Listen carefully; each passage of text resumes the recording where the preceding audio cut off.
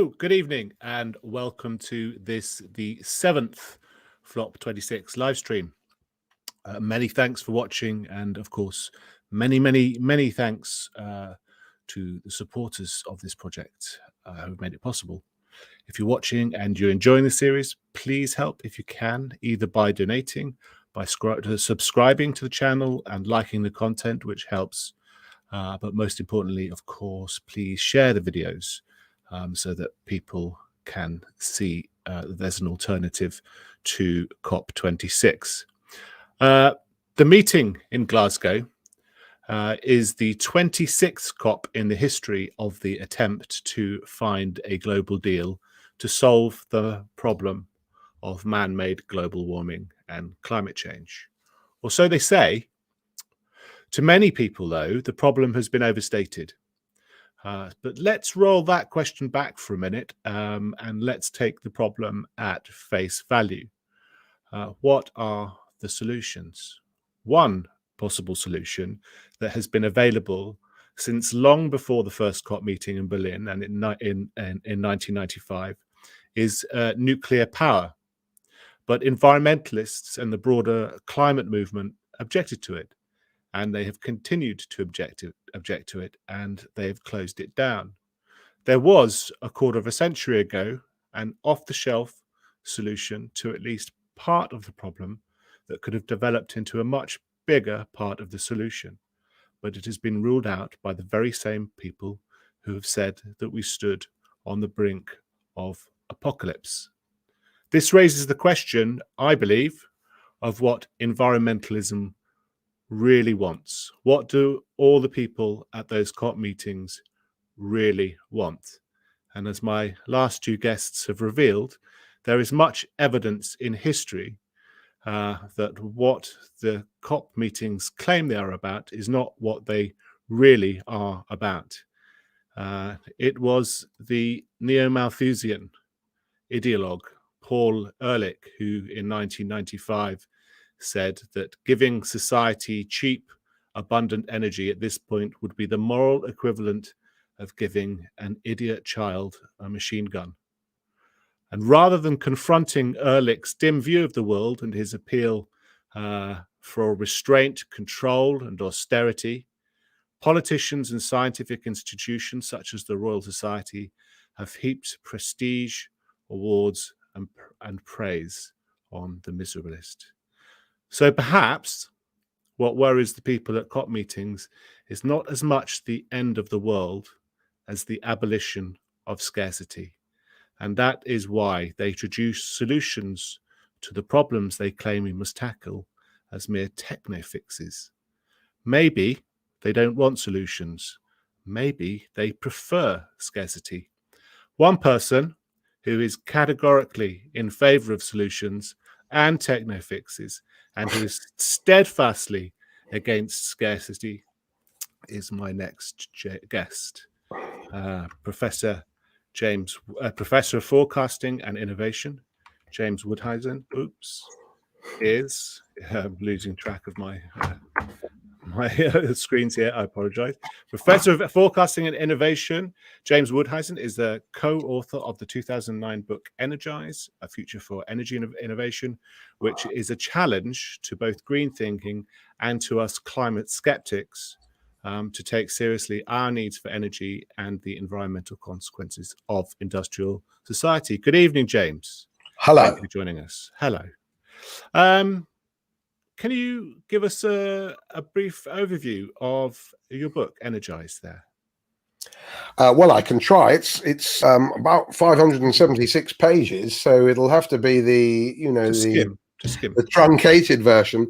I think they're, looking back on it, 2009, still available on Amazon, and very much an Obama moment, really, at that time. I think it's fair to say there are four major themes, and if we can just sort of sort the visuals out for a moment, and I'm sure you can cut this, then we can. Well, it is live, James. Yeah, I know that.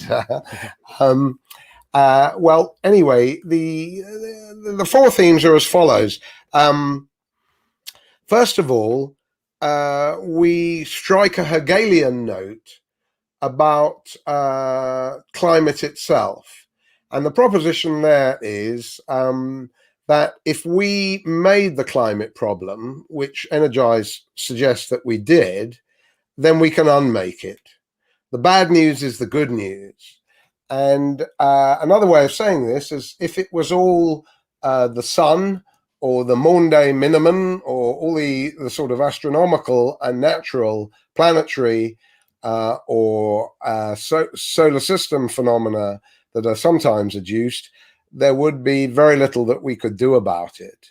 So that's not the reason that we came to the conclusion that there was such a thing as anthropogenic global warming.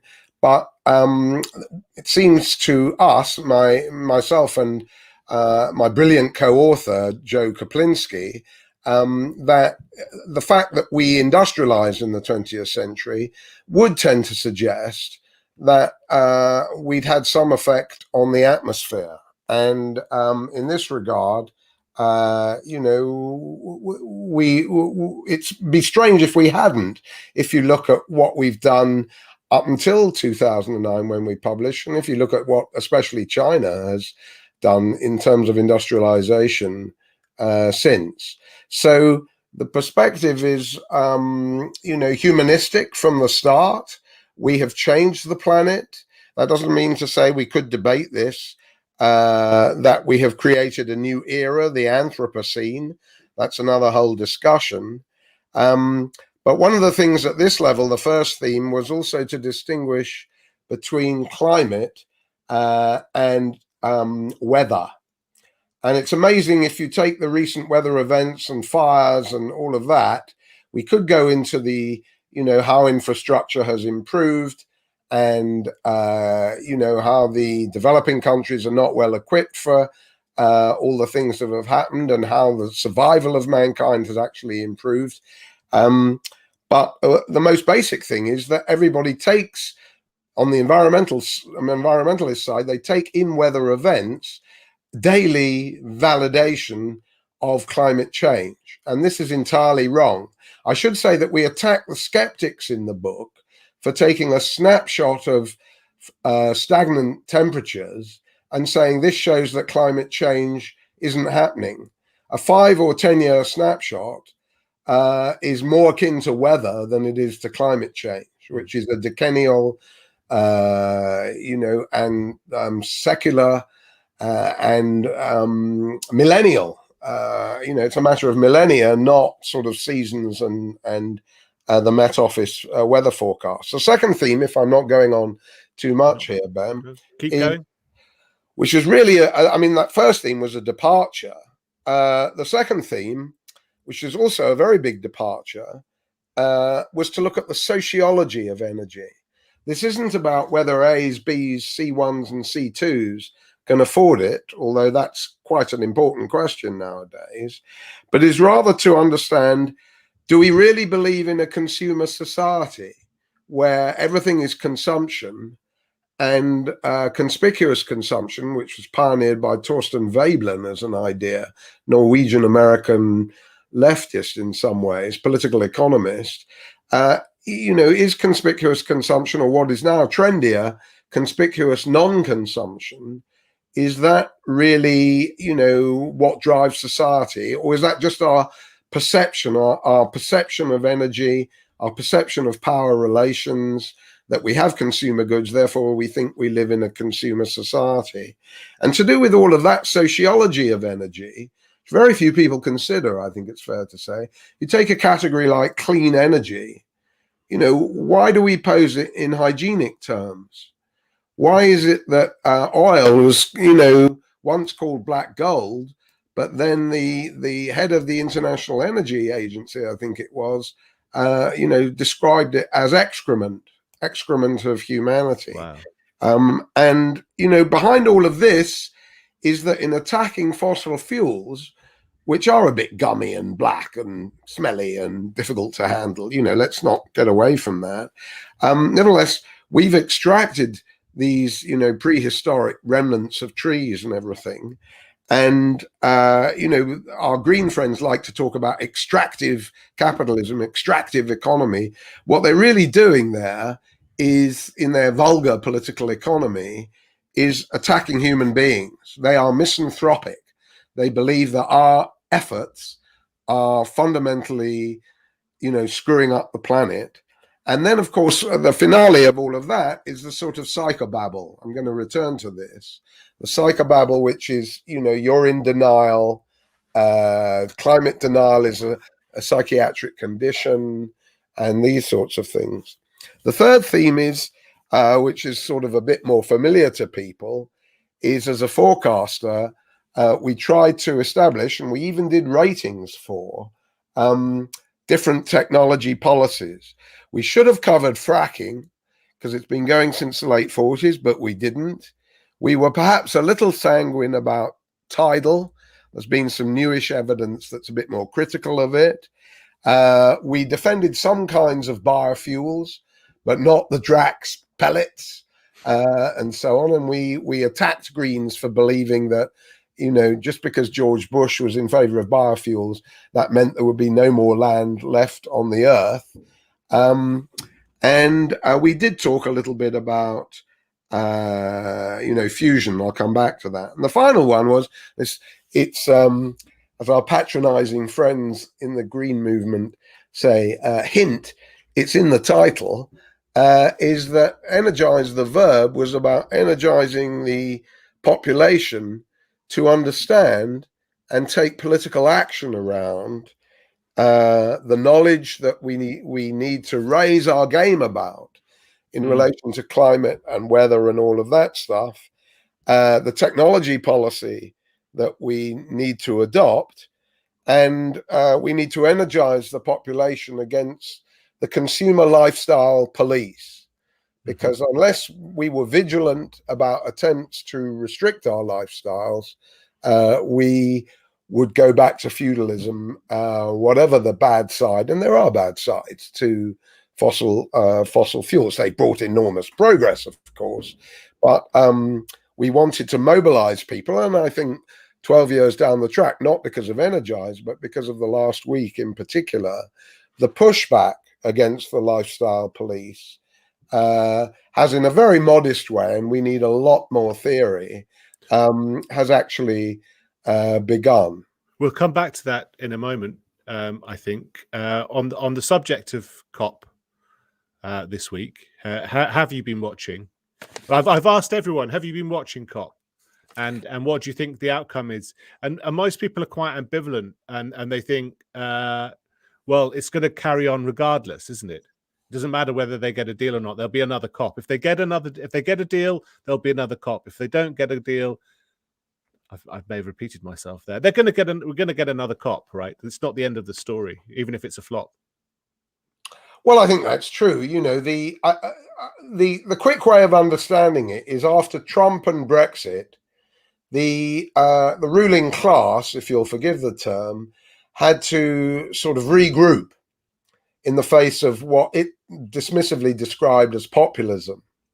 And the upshot was that they redoubled their efforts on climate change. The last real moment of hysteria was around 2008-9 when we published Energize, and that was why we published it, to deal with the sociological phenomena of hysteria. But in today's hysteria is very much worse, and that's because since the Paris COP, since Trump and Brexit, the ruling class took a battering from populism, and in regrouping, it is once again plumped upon climate change as a way of rallying everybody to the cause. Quite interesting, if you go to corporations, one of the main functions of HR nowadays is to get people to sort their rubbish in the office and, to go off on different jamborees to fix the world and go cleaning when they're earning 100,000 a year at KPMG. So because of the hygienic hang up. So the idea of regrouping around ideology, when a lot of other ideologies, principally left and right, have been discredited, that's been important. And on this occasion, what the most significant thing in COP has been the, you know, although there are other aspects I do want to deal with, has been the appeal to the youth, which, to her credit, really, or whatever we think about her, you know, and come back to her as well, young Greta hasn't entirely, you know, although she's a creation of the ruling class, she hasn't entirely loved the attempts of the bourgeoisie to be down there with the kids. So, you know, and the hypocrisy factor has also discredited this regroupment to some degree. And we've got problems with hypocrisy as a critique. It can be misanthropic itself, but nevertheless, it's not all plain sailing. I mean, just on that point, I don't think I've ever seen so much response to a COP meeting ever. I mean, maybe it might be because it's in Britain and then everyone, the media is amped up, but the concentration on the hypocrisy may be limited, but nonetheless, it's forcing. It's a new thing. I think we've opened in their zeal they have opened up a can of cliches. Yeah, what kind of cliches? Well, they've opened up a front rather than sort of secured themselves in their bunkers or whatever, right? They're not having an easy time of it. But anyway, should we look at some stories from COP or related? If I can make this thing work, never can. This is on the subject of bunkers. I'm going to play this, viewers. This is Sky announcing their role in the climate wars. We cannot understate the urgency. But faced with issues of such enormity, what role can we play?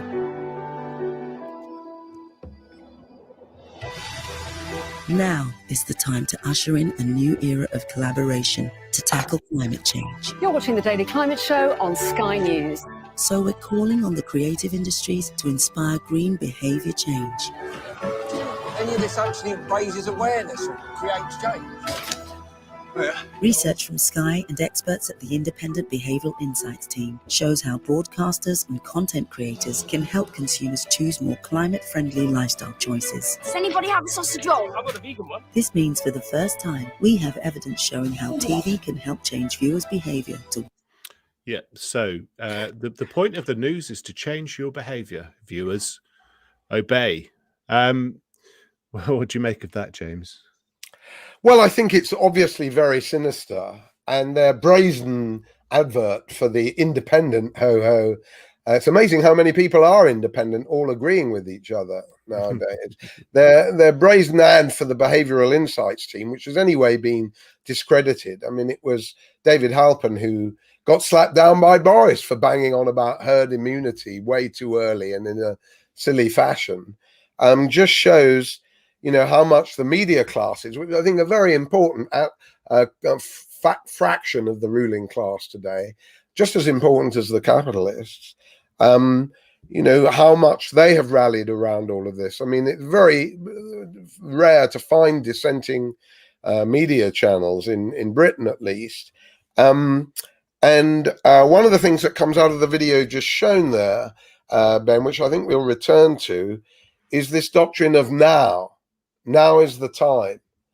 And, you know, the critique of technological fixes, which we defend in Energize, is always posed in terms of, well, it'll all take far too long. And therefore, there's this immense fixation on the present, on the next few minutes nearly. And that, for me, shows the sort of irrational and impulsive direction that Sky has signed up to. Because if I may just adduce some stats, I was looking at Office for National Statistics.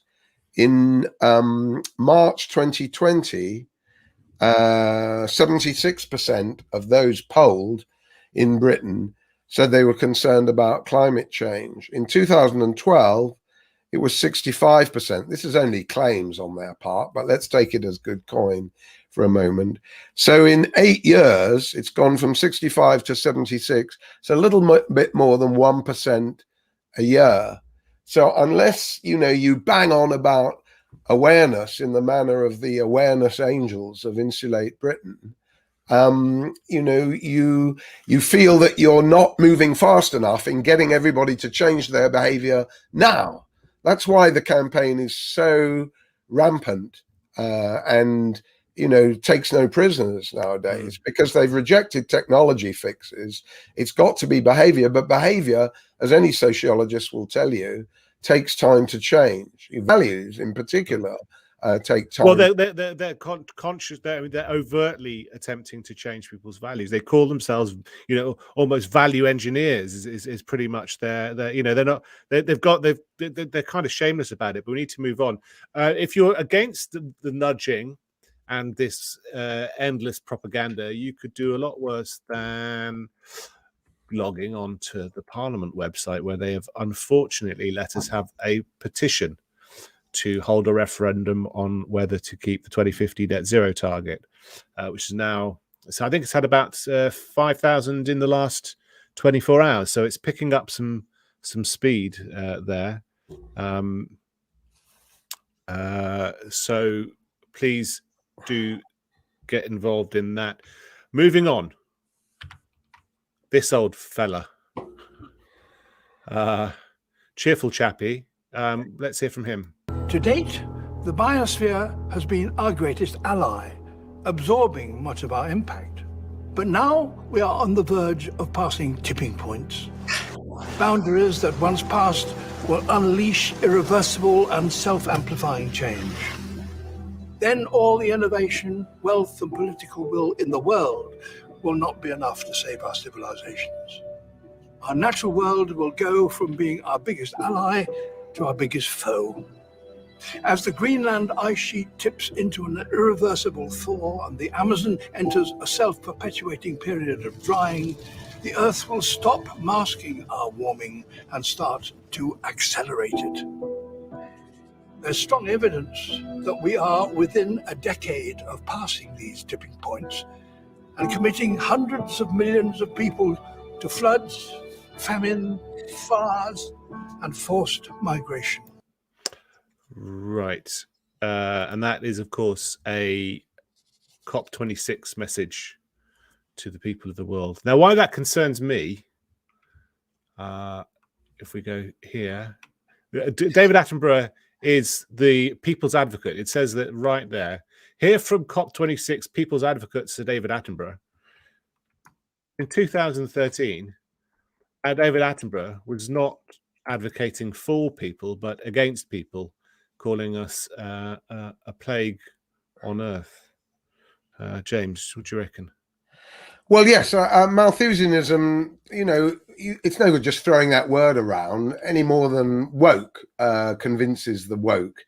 But it's really grown. If you read the comments on FT articles, for example, I mean, every comment, nearly everyone says the elephant in the room is population. And it's very boring. And this is from the elite readers of the FT. Just on that video you showed, we were in Energize, we had a whole critique of the idea of tipping points. And the Malcolm Gladwell book of the same name is much better than the blurb and his followers since. And, old Attenborough says, gravity, he says that, the Earth is going to get into this self-amplifying change, runaway climate change. It's very much like the Cold War idea of ladder of escalation, where one tipping point leads to nuclear war. One tipping point leads to another. And he also says, of course, it's irreversible. He seems to forget that, gravity, which is a non-linear phenomenon, that's what we mean by 32 feet per second, right? It is not irreversible gravity. We've put Jeff Bezos in space, for Christ's sake. Yeah, we can't keep him there. No, very good. So, human ingenuity or the technological fix can change natural behavior which anyway is widely non-linear. His focus on, migration from the third world is now taken up by Boris, and we'll come back to, we mustn't use the phrase now, of course, it's not politically correct, but we'll come back to the developing countries. Right. So what worries me about Attenborough is this, also from COP26.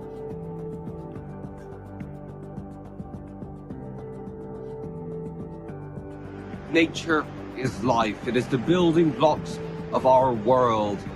It is the food we eat, the water we drink, and the air we breathe. I can help you find a greater meaning in your everyday life. Forests are the lungs of our world, the source of our every breath. If there is no nature, there is no us, there is no... So I mean, apart from the fact that those are just not true, the lungs aren't the planet, and sorry, the trees aren't the lungs, and you probably are breeding more stuff from plankton than from trees. This is I never quite work out. Do they just get the kids that believe this stuff and then shove them in front of cameras, or is this an effective programming of an entire generation? I mean, I suppose we'll have to wait and see as they cart us off to our eco. It would probably be Dignitas, won't it, or eco homes? You've had your 25 years, old man. Now, whatever that film was. Yeah. So what I'm getting at, have they managed to brainwash a generation, or do they just get their favored kids up in front of the cameras? I think they've managed to brainwash middle class younger generation, not necessarily the working class members of it.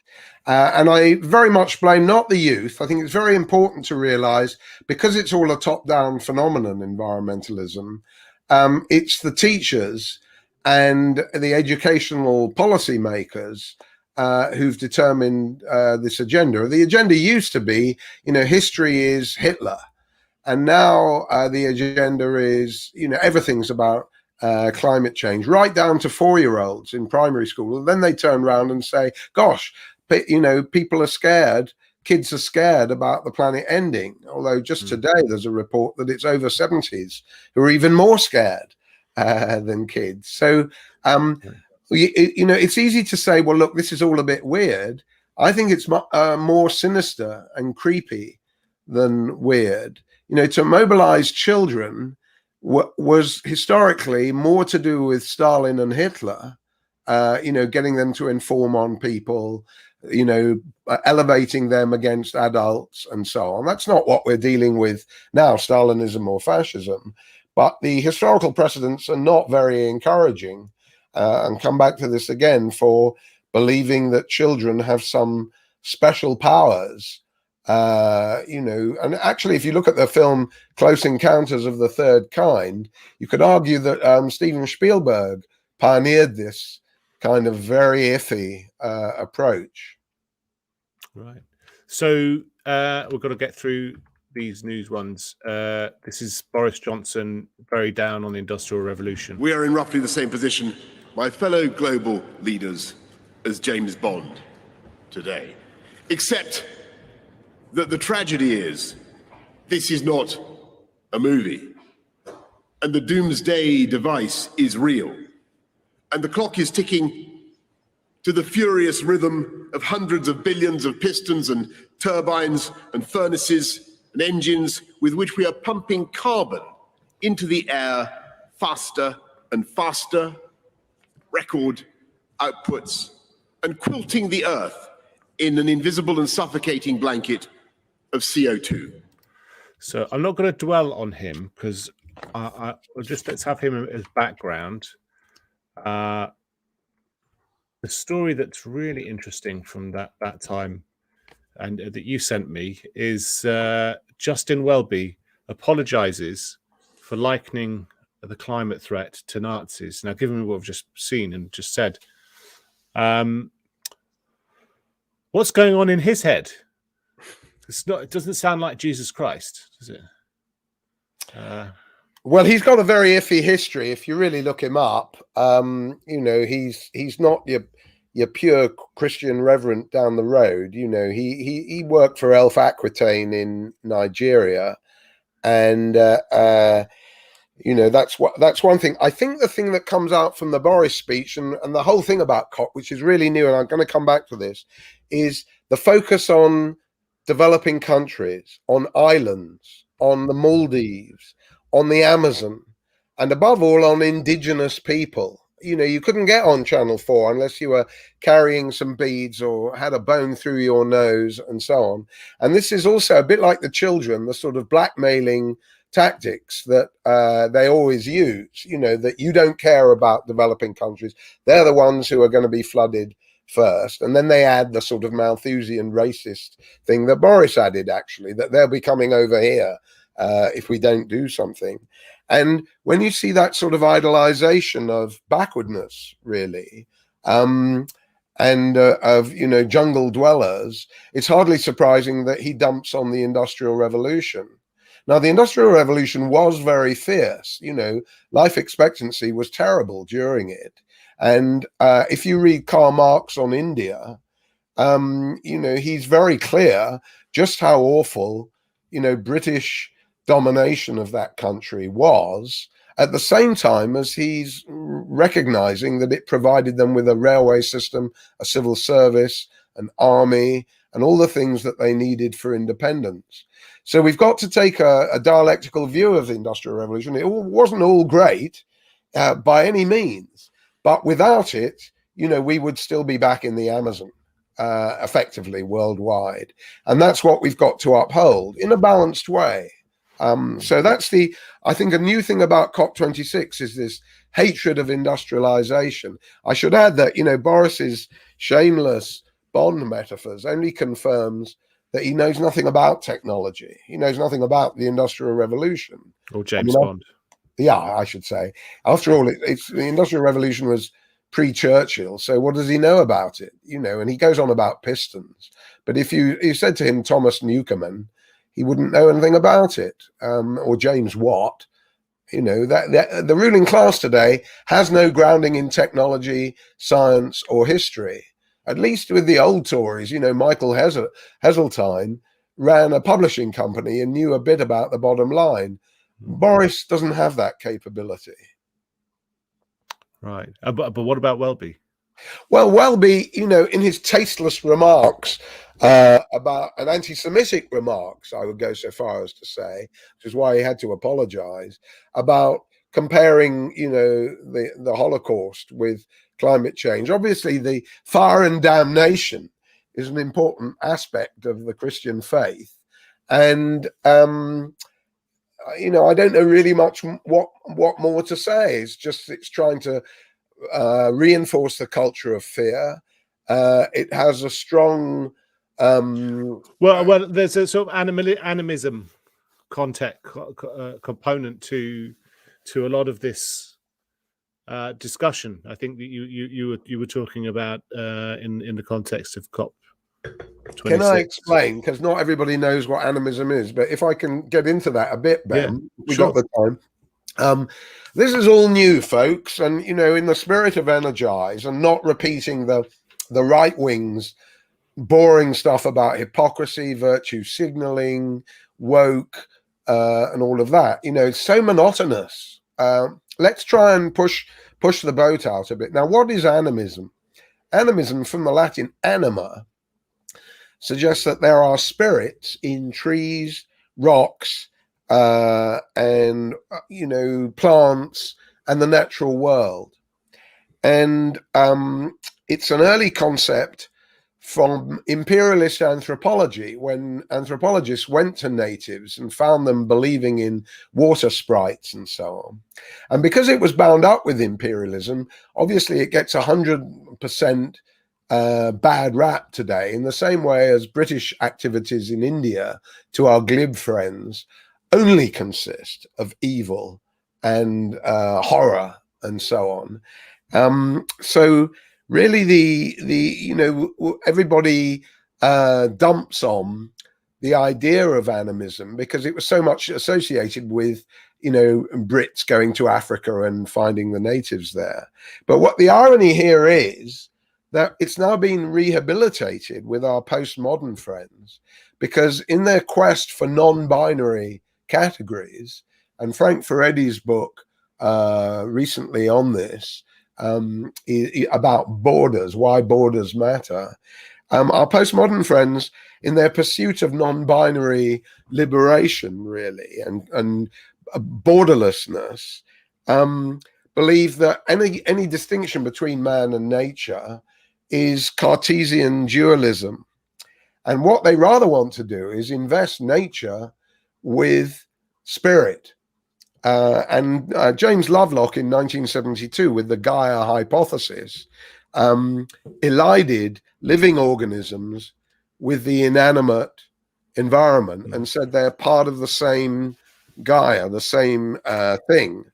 And so really what we're finding is that rocks can be persons in the original sort of aboriginal, I should say, context. Yeah.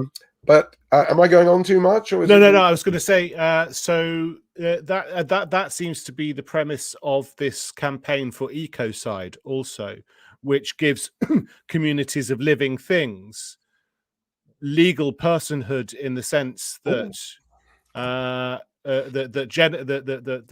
that makes murder or genocide a crime, but they're particularly interested in making genocide an international crime against humanity. The way you would try a murderous tyrant who killed a whole category of people. That has the consequence, I think, of necessarily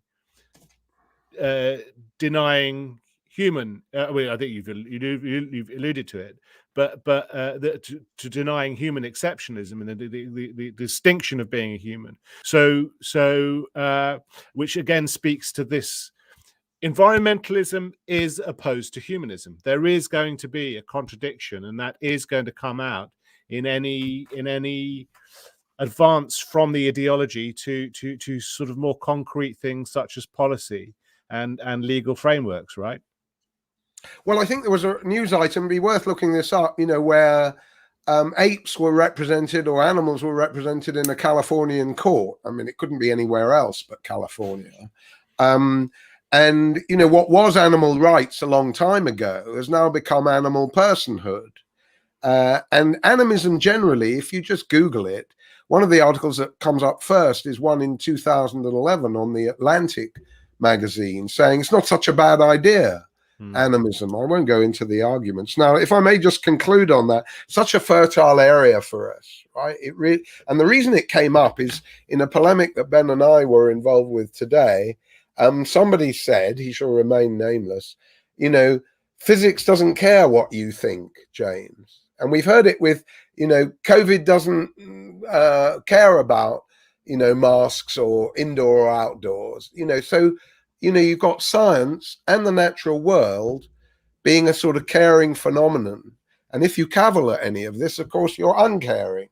So it's actually the natural world and even physics that's conferred, personal, animals are conferred personal characteristics and have the spiritual right on their side, whereas human beings are just robots and bastards.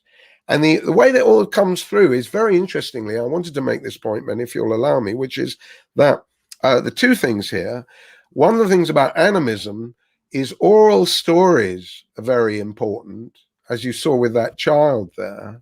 Words are very important. If you say denialist, it's got a kind of magical component to it now, right? It doesn't just silence debate. The word itself evokes a spirit and a feeling and a vibe like a rock can do. And secondly, not just words and storytelling, which is endlessly plugged, has been for 20 years by the Harvard Business Review. But the other thing is going back to creepy children. What is Greta? She is a shaman or a shaman. She has access to the world of spirits. She is in a trance-like state. She has certain rituals, and she is capable of divination and healing.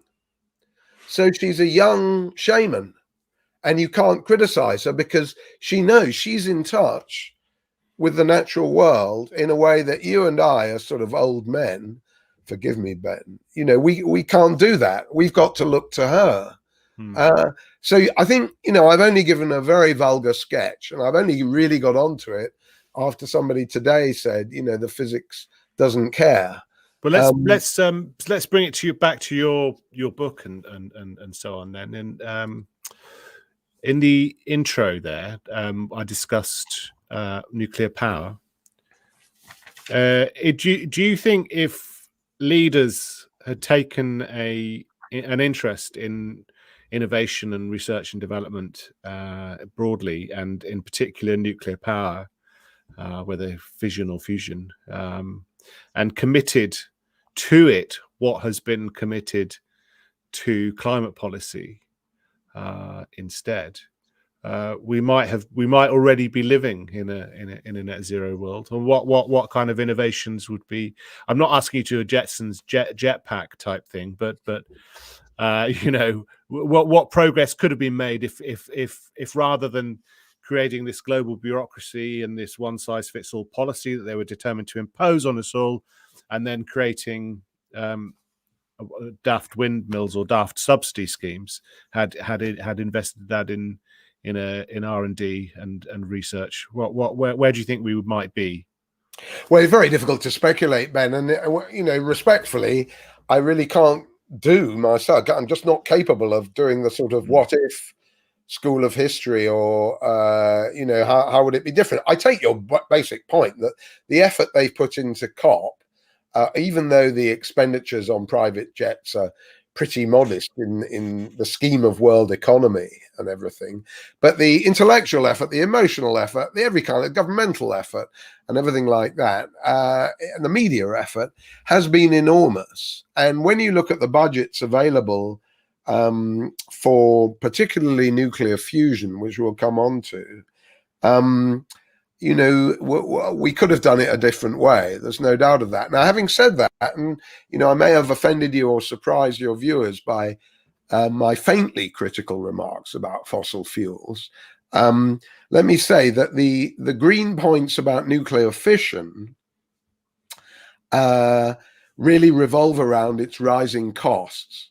And we have to recognize, beyond Britain, beginning with America, in a discussion by an amazing guy called Chip Bupp, B-U-P-P, you know, from my time at the Science Policy Research Unit at Sussex University, now one of the bastions of green thinking. But already in the 70s, Chip Bupp was saying nuclear power, bit expensive. Now, what we have to unravel here is how much cheaper it has become, if it has become, and how much is actually expense because of planning inquiries launched by Greens and hostility to it. There's obviously the British experience, which is we made a new kind of nuclear reactor every time we built one, which wasn't very wise. And that leads one to the potential in something we didn't talk enough about, if at all, in Energize, small modular reactors. Why has there been such a delay? Here, your question's much more relevant, Ben, I think. SMRs were, if not in Energize, they were certainly mooted, you know, because of the submarine background to the whole development of nuclear power and SMRs, small modular reactors. Rolls-Royce has been active on them for a long, long time.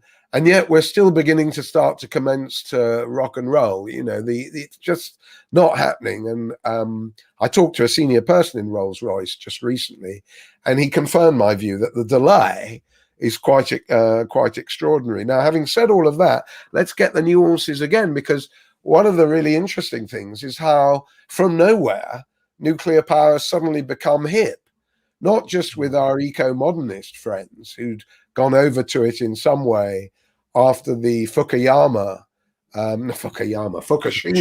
yeah. Sorry, disaster, you know, when they rightly concluded I've written a whole article. If you go to my site and you can spell my name, have a look at what happened at Fukushima. They concluded, well, look, if nobody died and it was mainly a tsunami and an earthquake, can't be all bad. But what is interesting in the last few weeks is how the FT and Boris, at least at the level of rhetoric, have felt that the climate crisis is so urgent that they better get back into this dirty, dangerous, long life waste kind of, technology policy. And we need to explain that, as much as we need to explain the relative and decompose the relative inflation of nuclear power costs. Mm-hmm. Yeah, what always occurs to me is that there was never so for the amounts of money committed, especially by a country like Germany, which interestingly has abolished nuclear energy, or Britain that spends 10 billion a year on green subsidies of various kinds. That would have been a far more productive if just a fraction of that had been spent on research pathways in nuclear fission and fusion, right? But actually, when we look at how much, and I think you make a couple of points like this in your book, that actually R&D, nuclear R&D, fusion, especially fusion R&D, is just peanuts, and it's indicative of them not really taking energy seriously at all, right? Is that a fair? Well, that's right. We'll come on to that. I got one or two figures on fusion and so on, but I just want to say that one of the merits of Energize was that we looked at the sociology. As I say, it's about power, perceived power and power relations and so on of nuclear energy, and much of it comes back to the dangers faced by pregnant women from radiation in the late 50s in the UK. And there's a connection there with CND as well. And obviously the military connection is really hairy. And, altogether, nuclear came across from a very early stage, not in the 50s, but by the late 50s and the 60s and so on, as too hot to handle. And we made the point in the book that the size of nuclear, top-level nuclear waste in Britain after all these years would fill about 11 floors of Canary Wharf. So the way I used to put it, maybe it's a little bit rhetorical, but, are we really saying we can't handle that waste, right? That size of waste? And everybody will go on about, how many centuries it will last and all of that. But we have some science and technology to contain it. And the other point I used to make, again, we need to follow it through, is: are we really saying that in the course of the 21st century, that experiments conducted by CERN in Switzerland and the Americans, and no doubt the Chinese, about what's happening inside the nucleus, we will never be able to reverse or speed up radioactive decay, right? We will never be able to do anything about that, despite all the science that we put into studying the nucleus. Now, that leads me to your point about the budgets, right?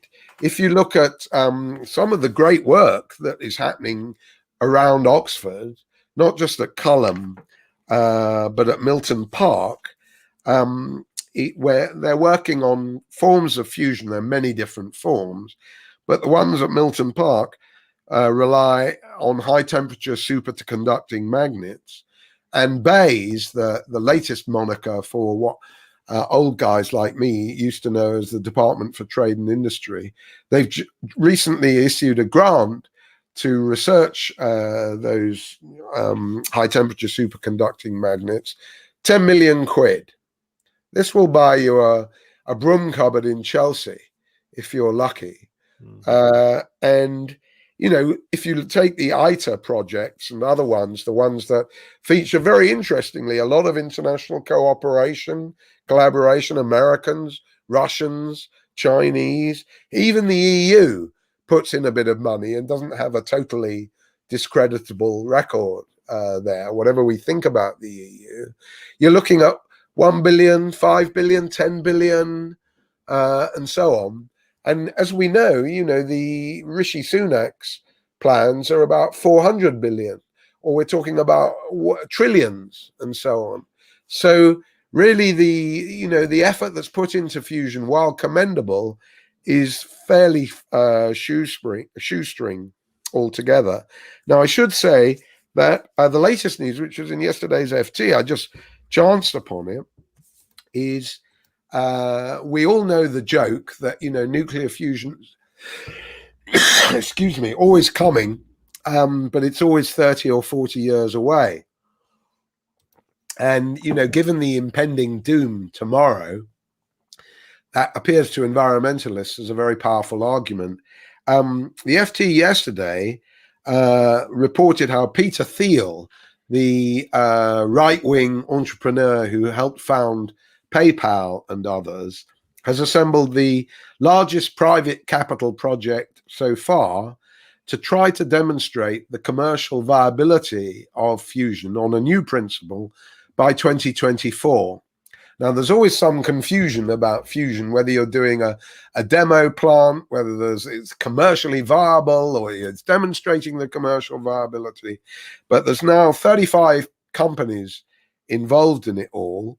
And Thiel's idea is to use helium and deuterium and not wire them up to turbines, but harness the energy in the expansion of the fuel that his new process will involve. So you don't have to have sort of Heath Robinson stuff going on with turning one form of energy into another and then into another. You can do it much more directly. And he's talking about, very interestingly, 50 megawatt, which is all right. We said anything about, generously, we said anything about 1 megawatt we can get along with, but 50 megawatt custom container-sized modules that would do not small modular reactors, but these would be small fusion reactors, shipped around the world in containers. And he's looking towards, believe it when you see it, folks, a price of 1 American cent per kilowatt hour, compared with the current price to deliver electricity to residential America of 13 cents per kilowatt hour.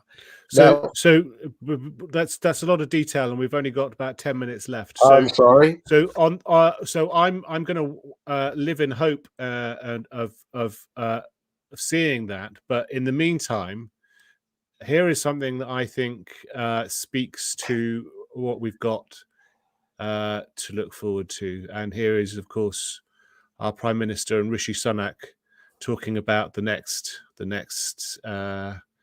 phase of British innovation. Hi folks, we're here at Octopus, which is an amazing energy company based in the UK, creating thousands of jobs in this country, around the world. Yeah, and I think the amazing thing we saw today is the technology that allows you to do dynamic pricing of when you use your energy, which means you can cut your bills and use greener energy at the time we have it. And it means that you know that you're charging your electric car using 100% green energy, which is great. You can do it cheaper when no one else is using the grid, which lowers costs. And this is a technology that the UK is leading in. And if you haven't got the organisation to do it, these people do it for you and save you loads of money and cut carbon and create jobs. Wonderful, brilliant, eh? An app, isn't it? There's an app for that. Yeah, that the idolatry around IT is not confined to energy, of course, but we I think in Energize, and certainly afterwards, I did a big thing on energy innovation, which again is on my site. We made the point that smart meters are not smart; they're guilt meters. By telling you what your energy expenditure is all the time. And this is why the sociology is so important, and even the psychology, without getting into psychobabble. You know what contribution you personally are making to the collapse of the planet at all moments of the day, and with your cars and all the rest of it. And, a financier like Rishi Sunak, it's basically a spreadsheet on wheels, smart meters, right? An app that gives you information but doesn't give you energy. So the innovation is it's a policymaker believes that the innovation is policy making, that you can cleverly create these market mechanisms by rewiring. He's talking about rewiring the global economy, but he's not actually talking about plugging any of it in to anything that creates any power. He's just sort of plugging it into a server that monitors your consumption. Well, that's right. And I should say that, having taken a critical attitude to, various energy technologies, there's always a balance, isn't it, Ben? At the same time, I'm in favor of technologies, but the idolatry around IT is quite extraordinary, and its link with climate change is very big because, everybody made the point working from home, and this is different from 2009 or even Paris 2015, working from home, way to go. Why do we need transport? Why do we need cars? We don't need that stuff. We can do it all from home, especially in an emergency, like corporations never endure. And suddenly we're not in a climate emergency. We can fix a hurricane hits a company by everybody coordinating from the home. And if I take the job I had to do to get onto this podcast, we can see how the idolatry of IT, I'm all in favor of IT, but idolatry around it when connected to climate change has a particularly ridiculous quality to it. And that's what always made me suspicious about smart meters and now Rishi's apps. Yeah, they're just rationing with extremely good PR and really happy music and trendy graphics, but it's still rationing. It's as people are pointing out in the comments. Yeah. Oh, the comments. Thank you. I missed that bit of the IT. Oh, there's lots of them. Wow. Yeah. Well, this is the good thing about IT. This is we can get some interaction going. Yeah, I believe that I will become dynamically poorer, at least, says Simon, my friend Simon Roberts. So, James, what's all this about then? Technocrats who hate technology, people's advocates who hate people, Christians who worship nature, development agencies who are against development, capitalists against economic growth. So is environmentalism about the environment? Well, I think you and I have discussed that, and it's a very interesting sort of dialectical question to answer. I like planets. I do not want elephants to be made extinct. I think polar bears are having a better time of it than we've been led to believe. But I like elephants. Nothing wrong with elephants. They didn't do what Greens have done. Thank God. So I love the environment. It's a bit like, I love Europe, but not the EU. I love the environment. I like mountains and lakes and clean air, a separate issue from greenhouse gases. And we don't have much of clean air in southwest London where I live. So there is a case to answer with species in extinction, not the squillions of insects, I don't suspect, but with one or two ones. I want to be sympathetic to our animal friends precisely because I do distinguish between humans and animals. I think they are fairly defenseless, Now, therefore, what are environmentalists interested in? Well, you don't hear them very much, wax lyrical or convincing about mountains and rivers and so on. It's always how we've messed them up. It's always how awful we are. And therefore, misanthropic feeling is very, very important to them. They've become profoundly pessimistic, except in relation to IT, about the technological advance. They believe that falling prices with technology are only something that happens with wind and solar power, never happens anywhere else. So, what they're really after is, it's no good sort of saying, well, they want to go back to feudalism, their hair shirt philosophy. It doesn't quite do it. We've got to explore that a lot more. And I don't have a full answer to your question. It's obviously to do with the zeitgeist, but I think, you know, if you ask me one thing that they're after, it is the idolization of Africa in particular, and the indigenous parts of, you know, the Amazon and elsewhere, as the way that Western society should go. And Kevin MacLeod, Channel 4's housing genius, when he went to Dharavi, the slum in Mumbai, you know, he explicitly said, you can look it all up, DHIRAVI, you know, this is the way to go, because there's some kind of animistic connection with nature that poverty-stricken people in the developing countries have, that environmentalists want to emulate. So let's not underestimate, folks, not just the, you know, let's get back to feudal Britain, and not just, and let's get back to pagan sort of beliefs, Stonehenge, the summer solstice, and all of that. But also, you know, they're profoundly patronizing and condescending and utterly reactionary hope. And the UN and the EU and the Bill and Melinda, if they're still together, Foundation. No, they're not. I know that. It was a joke. Oh, right. You know, the family planning and informed choices, you know, they're so unwilling to apply duress in Africa.